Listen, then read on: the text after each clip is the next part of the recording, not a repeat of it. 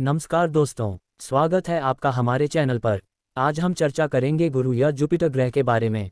ज्योतिष शास्त्र में गुरु ग्रह को ज्ञान, धर्म, शिक्षा और सौभाग्य का कारक माना गया है। ये ग्रह व्यक्ति के जीवन में नैतिकता, आध्यात्मिकता और सकारात्मक ऊर्जा का संचार करता है। कुंडली के विभिन्न भावों में इसकी स्थिति व्यक्ति के जीवन पर महत्वपूर्ण प्रभाव डालती है। गुरु के शुभ प्रभाव जीवन को उन्नति और समृद्धि की ओर ले जाते हैं, जबकि इसके अशुभ प्रभाव बाधाएं और समस्याएं उत्पन्न कर सकते हैं। इस वीडियो में हमने गुरु ग्रह के प्रभाव को विस्तार से समझाया है। हर घर में इसके 10 अच्छे और 10 बुरे प्रभावों का वर्णन किया है, साथ ही इसे संतुलित करने के 5 सरल उपाय भी दिए हैं। पहले बात करते हैं प्रथम भाव या लग्न भाव पर गुरु का प्रभाव के बारे में।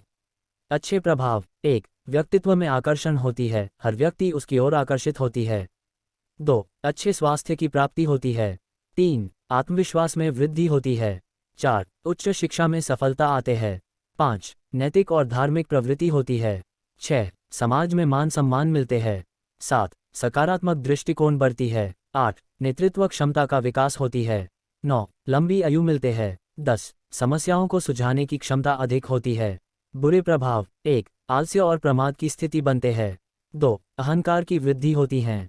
3. वजन बढ़ने की समस्या होती है। 4. निर्णय लेने में असमर्थता होती है। 5. दिखावे की प्रवृत्ति होती है।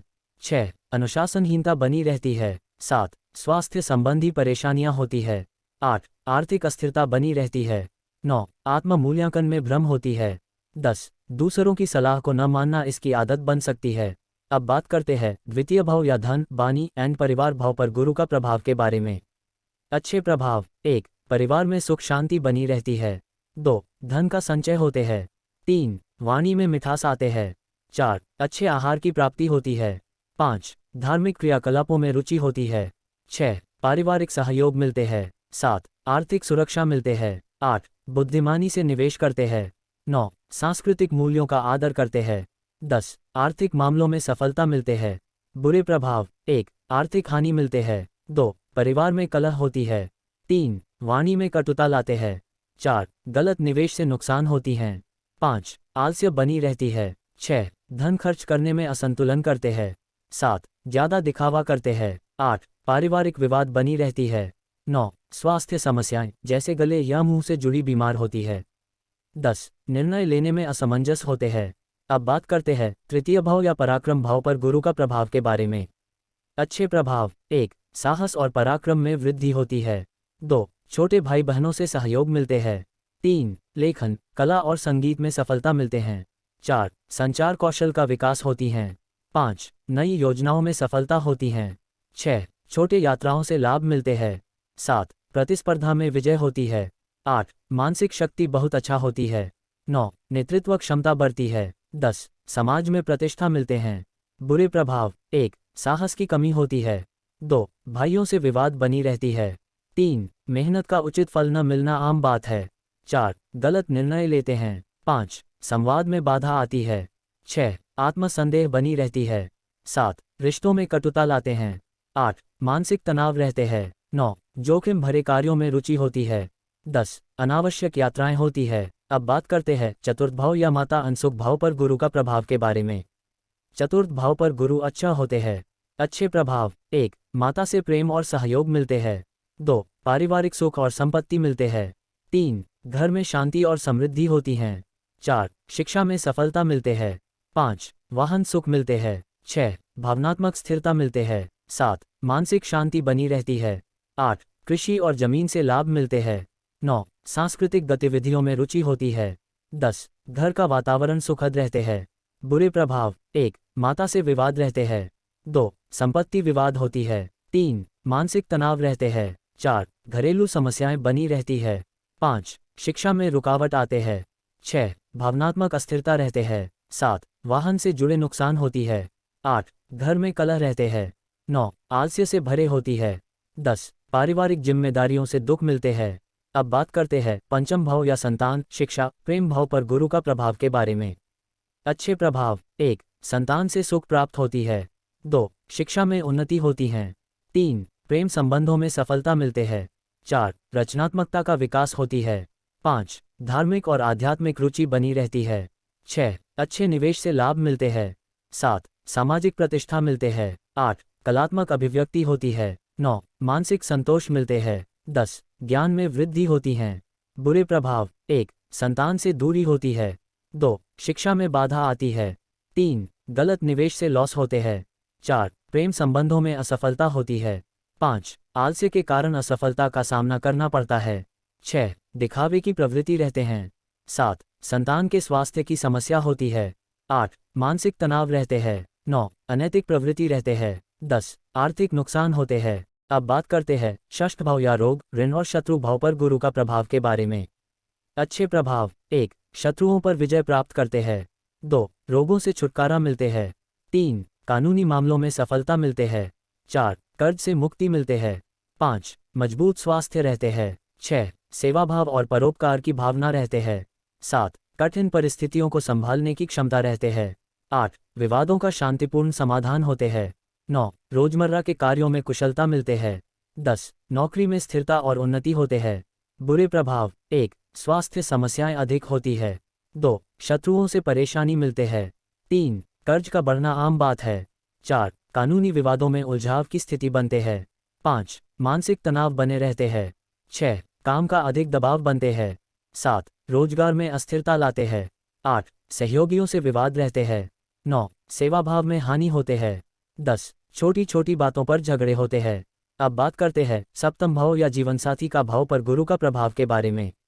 अच्छे प्रभाव 1 विवाह में सुख और स्थायित्व लाते हैं। 2 जीवनसाथी का सहयोग मिलते हैं। 3 व्यापार में सफलता मिलते हैं। 4 सामाजिक प्रतिष्ठा मिलते हैं। 5 अच्छे साझेदारी के अवसर मिलते हैं। 6 जीवनसाथी के साथ आध्यात्मिक जुड़ाव रहते हैं। 7 परिवार के लिए सुरक्षा मिलते हैं। 8 प्रेम संबंधों में मधुरता लाते हैं। 9 दीर्घकालिक रिश्तों में स्थिरता लाते हैं। 10 सामाजिक संबंधों में सफलता मिलता है। बुरे प्रभाव 1 वैवाहिक जीवन में तनाव बनी रहती है। 2 तलाक या अलगाव का खतरा रहते हैं। 3 व्यापार में नुकसान होते हैं। 4 जीवनसाथी से मतभेद बनी रहती है। 5 सामाजिक अपमान मिलते हैं। 6 रिश्तों में विश्वास की कमी होती है। 7 साझेदारी में धोखा मिलता है। 8 शादी में देरी होते हैं। 9 कानूनी समस्याएं आते हैं। 10 असंतोष और निराशा मिलते हैं। अब बात करते हैं अष्टम भाव या मृत्यु और गुप्त ज्ञान का भाव पर गुरु का प्रभाव के बारे में। अच्छे प्रभाव 1 आध्यात्मिक उन्नति होती है। 2 गूढ़ ज्ञान और रहस्यों में रुचि होती है। 3 धन में अचानक वृद्धि होती है। 4 लंबे जीवन की संभावना रहती है। 5 रिसर्च और अनुसंधान में सफलता मिलता है। 6 मानसिक गहराई और स्थिरता लाते हैं। 7 कठिन समय में मदद मिलते हैं। 8 किसी संकट से उबरने की क्षमता होते हैं। 9 आध्यात्मिक जागृति होते हैं। 10 गुप्त समर्थनों से लाभ मिलते हैं। बुरे प्रभाव 1 स्वास्थ्य समस्याएं आते हैं। 2 दुर्घटनाओं की संभावना बढ़ती है।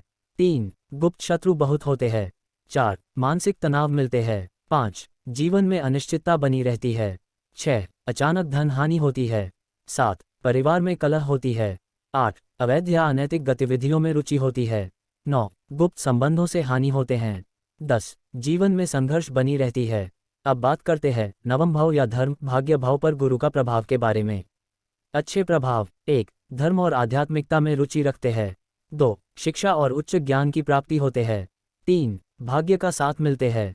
4 दीर्घ यात्राओं में सफलता मिलते हैं। 5 पिता से सहयोग मिलते हैं। 6 सामाजिक प्रतिष्ठा मिलते हैं। 7 धार्मिक कार्यों में सफलता मिलते हैं। 8 जीवन में सकारात्मक परिवर्तन आते हैं। 9 करियर में उन्नति होते हैं। 10 भाग्य के नए द्वार खुलते हैं। बुरे प्रभाव 1 धर्म के प्रति उदासीनता रहते हैं। 2 भाग्य का साथ न मिलने का संभावना रहते हैं। 3 शिक्षा में रुकावट आते हैं। 4 पिता से मतभेद रहते हैं। 5 यात्राओं में हानि होती है। 6 गलत निर्णय लेते हैं। 7 आध्यात्मिक भ्रम रहते हैं। 8 परिवार में कलह होती है। 9 सामाजिक मान सम्मान में कमी आते हैं। 10 आलस्य और अवसर चूकना आम बात है। अब बात करते हैं दशम भाव या कर्म भाव पर गुरु का प्रभाव के बारे में। दशम भाव पर गुरु नीच होते हैं। अच्छे प्रभाव 1 करियर में स्थायित्व मिलते हैं। 2 नेतृत्व क्षमता बढ़ती है। 3 प्रतिष्ठा और मान सम्मान मिलते हैं। 4 उच्च पद की प्राप्ति होती है। 5 माता पिता का सहयोग मिलते हैं। 6 व्यवसाय में सफलता मिलते हैं। 7 सामाजिक कार्यों में रुचि होती है। 8 उद्देश्यपूर्ण जीवन जीते हैं। 9 धन और संपत्ति में वृद्धि होती है। 10 कड़ी मेहनत का फल मिलते हैं। बुरे प्रभाव 1 करियर में अस्थिरता बनी रहती है। 2. गलत फैसले लेते हैं। 3. व्यापार में हानि होती है। 4. माता पिता से विवाद की स्थिति बनते हैं। 5. काम के दबाव से तनाव बनी रहती है। 6. सामाजिक अपमान मिलते हैं। 7. नेतृत्व में असफलता मिलते हैं। 8. अनुशासनहीनता बनी रहती है। 9. करियर में बाधाएं आते हैं। 10. अवसरों की अनदेखी कर देते हैं। अब बात करते हैं एकादश भाव या लाभ भाव पर गुरु का प्रभाव के बारे में। अच्छे प्रभाव। 1. आर्थिक लाभ मिलते हैं। 2. इच्छाओं की पूर्ति होती है। 3. मित्रों का सहयोग मिलते हैं। 4. व्यवसाय में लाभ होती है। 5. नए स्रोतों से आय मिलते हैं। 6. सामाजिक पहचान बढ़ती है। 7. बड़ी योजनाओं में सफलता मिलते हैं। 8. भविष्य की अच्छी योजना बनाते हैं। 9. निवेश से लाभ मिलते हैं।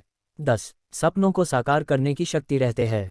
बुरे प्रभाव। 1. मित्रों से धोखा मिलते हैं। 2. इच्छाओं की पूर्ति में बाधा आते हैं। 3. आर्थिक नुकसान होती है। 4. अत्यधिक महत्वाकांक्षा के कारण मानसिक तनाव बनी रहती है। 5. गलत निवेश करते हैं। 6. सामाजिक विवाद बनी रहती है। 7. लाभ के स्रोतों में कमी आते हैं। 8. अवसर खोना आम बात है। 9. असंतोष बनी रहती है। 10. गलत मित्रों की संगति मिलते हैं। अब बात करते हैं द्वादश भाव या व्यय एंड मोक्ष भाव पर गुरु का प्रभाव के बारे में। अच्छे प्रभाव। 1. विदेश यात्राओं में सफलता मिलते हैं। 2. आध्यात्मिक विकास होती है। 3. गुप्त शत्रुओं पर विजय प्राप्त करते हैं। 4. चैरिटी और परोपकार में रुचि होती है। 5. ध्यान और मानसिक शांति मिलते हैं। 6. शोध और अध्ययन में सफलता मिलते हैं। 7. स्वास्थ्य समस्याओं से मुक्ति मिलते हैं। 8. आत्मज्ञान की प्राप्ति होती है। 9. अनावश्यक खर्चों में आर्थिक लाभ होते हैं। 10. दीर्घकालिक योजनाओं में सफलता होते हैं। बुरे प्रभाव। 1. आर्थिक हानि होती है। 2. अनावश्यक खर्च बढ़ते हैं। 3. गुप्त शत्रुओं से परेशानी मिलते हैं। 4. मानसिक तनाव बनी रहती है। 5. स्वास्थ्य में गिरावट आते हैं। 6. विदेश यात्रा में कठिनाई आते हैं। 7. अवसाद और चिंता बनी रहती है। 8. परिवार से दूरी बनते हैं। 9. आर्थिक अस्थिरता बनी रहती है। 10. सामाजिक अलगाव रहते हैं। अब बात करते हैं गुरु ग्रह के बुरे प्रभाव कम करने और अच्छे प्रभाव बढ़ाने के 5 सरल उपाय के बारे में। 1. पीली चीजों का दान करें। गुरुवार के दिन पीली वस्तुओं जैसे चने की दाल, हल्दी, पीले वस्त्र या गुड़ का दान करें। ये गुरु ग्रह को प्रसन्न करता है। 2. गुरुवार का व्रत रखें। गुरुवार को व्रत रखें और इस दिन पीले वस्त्र पहनें। व्रत के दौरान बिना नमक का भोजन करें और भगवान विष्णु या बृहस्पति देव की पूजा करें। 3. गुरु मंत्र का जाप करें। प्रतिदिन या गुरुवार के दिन ओम ग्रौम ग्री ग्रौन स गुरुवे नमः मंत्र का 108 बार जाप करें। ये गुरु ग्रह के अशुभ प्रभाव को कम करता है। 4. पीपल के पेड़ की पूजा करें। गुरुवार के दिन पीपल के पेड़ के नीचे जल अर्पित करें और उसकी पूजा करें। इसके बाद ओम नमो भगवते वासुदेवाय मंत्र का जाप करें। 5. सफाई और सत्य का पालन करें। गुरु ग्रह सत्य, धर्म और स्वच्छता का प्रतीक है, इसलिए घर और कार्यस्थल को स्वच्छ रखें और सच्चाई का पालन करें। इससे गुरु का शुभ प्रभाव बढ़ता है। इन उपायों को नियमित रूप से करने से गुरु के अशुभ प्रभाव कम होकर शुभ फल प्राप्त होते हैं। गुरु ग्रह कुंडली में सकारात्मकता और उन्नति का प्रतीक है। यदि कुंडली में गुरु शुभ स्थिति में हो तो व्यक्ति को ज्ञान, धन और प्रतिष्ठा मिलती है। लेकिन यदि यह ग्रह अशुभ हो तो कई प्रकार की कठिनाइयों का सामना करना पड़ सकता है। गुरु ग्रह के प्रभाव को समझना और उसके अनुसार उपाय करना जीवन में शांति और संतुलन लाने में सहायक होता है। इन उपायों को अपनाकर आप अपने जीवन को अधिक सफल, सुखमय और संतुलित बना सकते हैं। धर्म, सत्य और ज्ञान के साथ चलें, गुरु हमेशा आपका मार्गदर्शन करेंगे। Thanks for watching.